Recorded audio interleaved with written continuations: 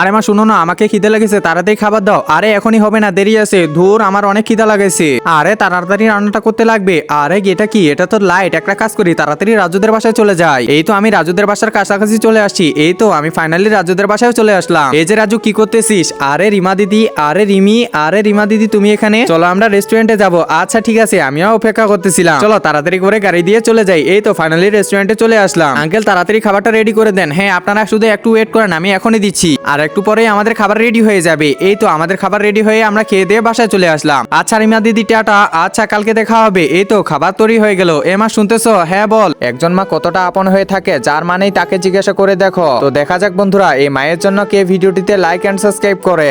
আর যারা মাকে ভালোবাসো না, তারা ভিডিওটি থেকে দূরে থাকো। এই দেখো তোমার জন্য খাবার নিয়ে আসছি। আরে তুমি আমার জন্য খাবার নিয়ে আসছো? এই যে নাও, তাড়াতাড়ি খাও। আরে আমি এটা খাবো, কিন্তু আমি তো রুটি বানালাম এত কষ্ট করে। না এটা আমি আর খাবো না, আমি চাই রুটি খাবো। আরে কি ব্যাপার, মা আবার কোথায় গেল? খাবে না নাকি? আরে মা এটা কি খাইতেছে? আরে আমি এটা অনেক কষ্ট করে বানাইছি, আর এটা যে টেস্ট হয়েছে কি বলবো তোকে।